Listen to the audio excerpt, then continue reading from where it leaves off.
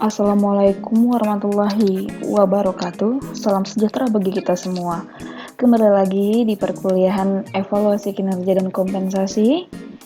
Kali ini kita akan membahas tentang instrumen penilaian kinerja.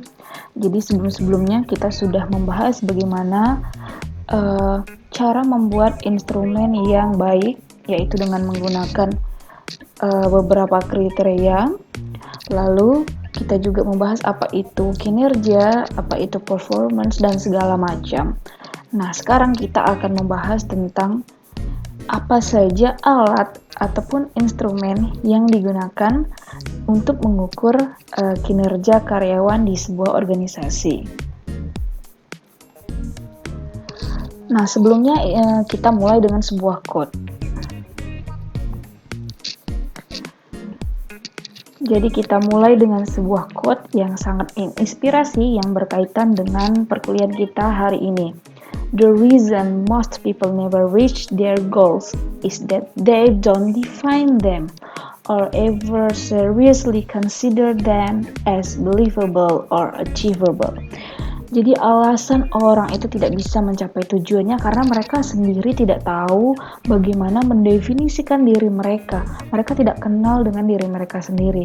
Dan mereka juga tidak merasa mampu dan percaya bahwa mereka itu mampu mencapainya. Nah, maka mengukur kinerja dengan tepat itu sangatlah penting. Bagi sebuah organisasi sangat penting untuk menginformasikan dan mengomunikasikan hasil kinerja karyawannya, baik itu yang buruk ataupun yang baik. Yang buruk hendaklah kita berikan masukan, berikan input agar orang tersebut menjadi lebih baik lagi kinerjanya. Nah, untuk yang sudah baik, maka kita juga harus menginformasikannya untuk mempertahankan kinerjanya dan juga membuat orang tersebut menjadi lebih semangat dan merasa dihargai, sehingga dia akan terus berkontribusi dengan baik dan tidak menurunkan performa ataupun kinerjanya.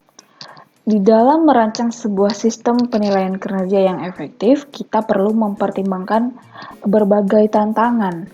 Nah, ada 3 hal di sini yang saya rangkum, yaitu pertama, kendala hukum, kedua, bias penilai, dan yang ketiga itu masalah lintas budaya. Nah, kendala hukum menurut Werder and Davis, kemudian Schuller and Jackson, menurut hukum penilaian kinerja itu harus pertama bebas dari diskriminasi, artinya tidak memihak salah satu kelompok tertentu ya.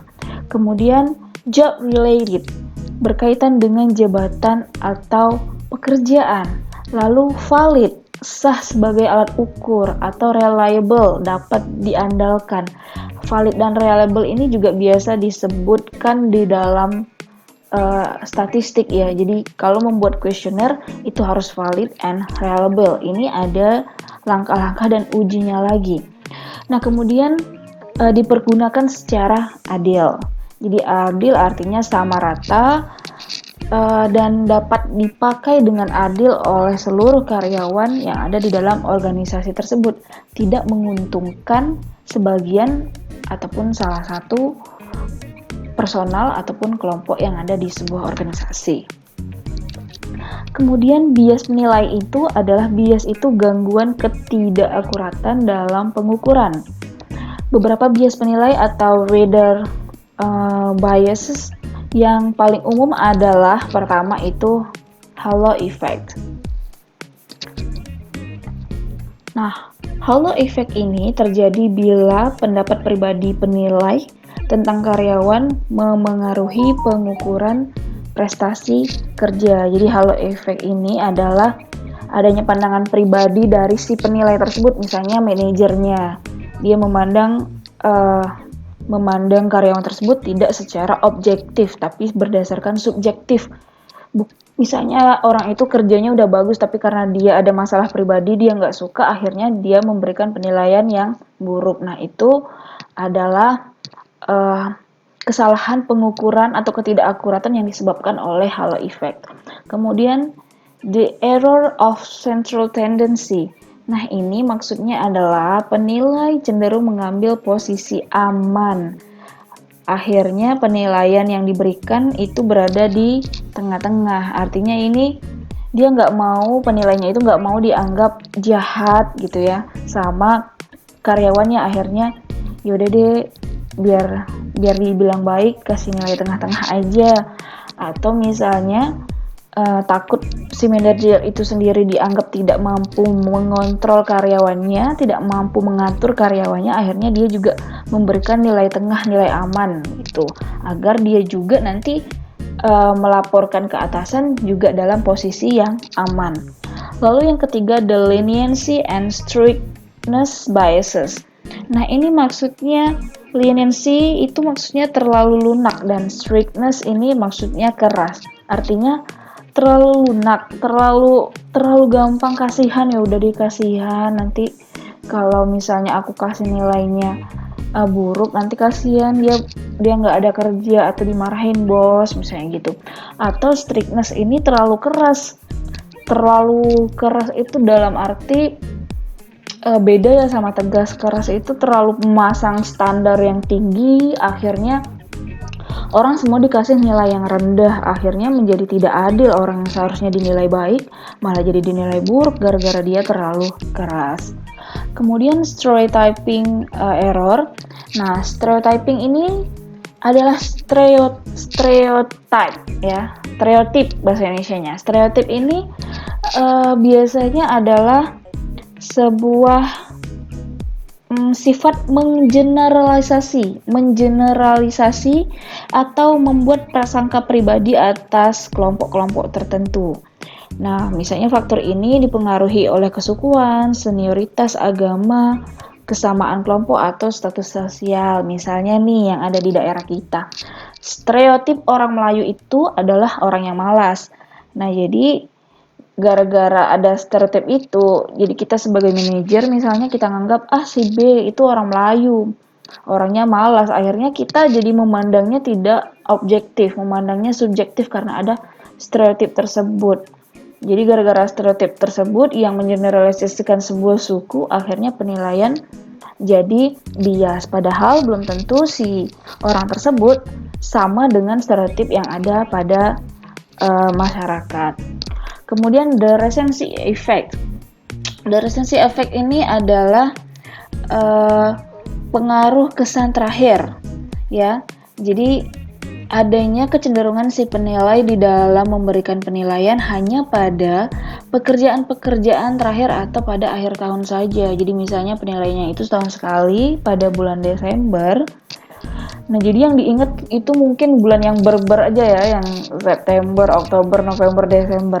Yang Januari sampai Agustus tidak terlalu diingat kinerjanya. Nah, itu adalah recency error dan itu bisa menyebabkan bias karena bisa jadi kinerjanya juga bagus dari awal sampai Agustus, lalu ternyata pas yang bulan berbernya itu kebetulan ada sesuatu yang membuat kinerjanya agak menurun, tapi yang dinilai hanya berdasarkan kinerja yang akhir tahun saja. Nah, itu akan menyebabkan ketidakakuratan yang disebabkan recency effect.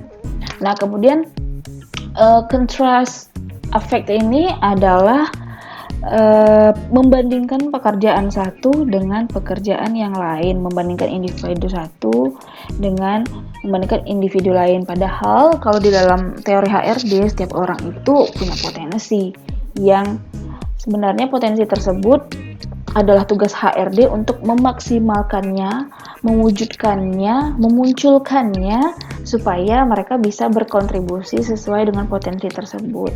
Maka kita tidak adil untuk membandingkan si A dengan si B dengan cara yang sama. Lalu berikutnya ada lintas budaya. Hal yang perlu kita pertimbangkan adalah bahwa karyawan itu adalah manusia yang memiliki berbagai latar belakang sosial dan budaya.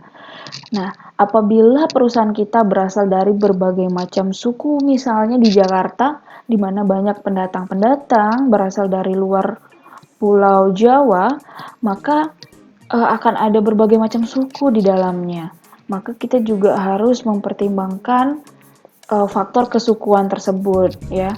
Nah, namun ini bukanlah menjadi hal yang terlalu besar di dalam kesukuan di dalam Indonesia karena nggak terlalu berbeda jauh.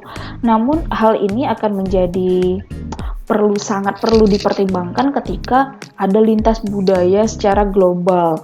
Nah, contohnya budaya feminisme ya, budaya budaya misalnya Western dan Asia itu biasanya etos kerjanya berbeda. Kita lihat etos kerja orang Singapura sama misalnya orang Indonesia itu beda. Kemudian pekerjaan etos kerja orang Jepang sama orang Barat juga beda. Kalau orang Jepang misalnya mereka cenderung patuh terhadap atasan, tapi orang bule itu cenderung mereka lebih bebas untuk bersuara, kemudian lebih liberal gayanya. Jadi etos kerja dan budaya kerja itu di setiap negara berbeda-beda. Jadi apabila perusahaan Anda memiliki karyawan memiliki lintas budaya, maka penilaian kerja tersebut haruslah adil dan merata, tidak ada memihak ataupun mendiskriminasi sebagian atau beberapa kelompok. Nah, baiklah, sekarang kita akan membahas tentang instrumen penilaian kinerja. Yang pertama ada 360 degree feedback, ya, atau 360 derajat umpan balik, di mana metode ini terdapat beberapa penilai, ya, atau disebut evaluator. Jadi sumber penilaian tidak hanya berasal dari satu sumber saja, namun menggunakan beberapa sumber. Sudah banyak organisasi-organisasi, terutama organisasi yang besar ya, menggunakan evaluasi kinerja dengan metode 360 degree feedback ini. Nah, di sini ada penilaian dari self atau diri sendiri, yaitu masing-masing karyawan itu menilai dirinya sendiri.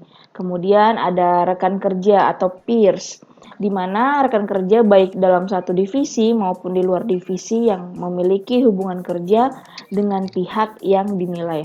Kemudian ada atasan langsung atau penyelia atau supervisor atau superiors, yaitu atasan langsung yang mengawasi kinerja dan mengkoordinir pekerjaan pihak yang dinilai. Lalu ada bawahan atau subordinate, yaitu karyawan yang berada di bawah kendali pihak yang dinilai. Lalu kita juga bisa mengambil penilaian dari pelanggan atau customers. Nah, ini apabila diperlukan, yaitu misalnya pelanggan yang berhubungan langsung dalam proses bisnis pihak yang dinilai. Nah, di dalam 360 degree feedback ini biasanya ada pembobotan. Kita bisa lihat pada tabel yang ini. Apabila dengan bawahan ya, atasan itu 50% 50%. Kemudian di sini atasan memang selalu memiliki porsi yang lebih besar dalam melakukan penilaian. Kemudian rekan kerja apabila tanpa bawahan maka penilaiannya ada 33%, tapi kalau dengan bawahan ada 16,5%. Kemudian penilaian diri sendiri porsinya sama, yaitu 17%, bawahan yaitu 16,5%. Nah, ini tidak wajib, ini bisa disesuaikan dengan organisasi ataupun perusahaan yang melakukan. Nanti pintar-pintar HRD lah yang menentukan pembobotannya ini berapa. Kemudian metode yang berikutnya yaitu rating scale. Nah, rating scale method ini menilai para karyawan berdasarkan faktor-faktor yang telah ditetapkan. Para evaluator atau para penilai menilai kinerja pada sebuah skala yang meliputi beberapa kategori, biasanya dalam angka 5 sampai 7 atau 1 sampai 5. Ya, pokoknya tergantung instrumennya, tergantung kuesionernya. Nah, jadi di dalam skala tersebut biasanya didefinisikan dengan kata sifat seperti amat baik, sedang, cukup, ataupun kurang. Misalnya kurang itu 1, cukup itu 2, amat baik itu nilainya 5. Atau bisa kata sifat yang lain, misalnya luar biasa, memenuhi harapan, atau butuh perbaikan. Faktor-faktor yang dipilih untuk evaluasi biasanya ada 2 macam. Yang pertama faktor yang berhubungan dengan jabatan atau job related, dan yang kedua itu karakteristik pribadi. Oke. Lalu yang berikutnya ada metode insiden kritis atau critical incident method.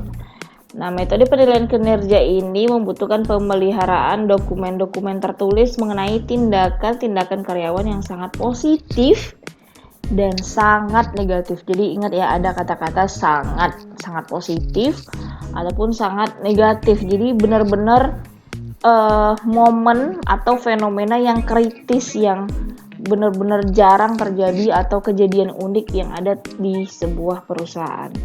Nah, ketika tindakan tersebut yang disebut insiden kritis memengaruhi efektivitas departemen secara signifikan, baik secara positif atau negatif, maka manajer wajib mencatatnya.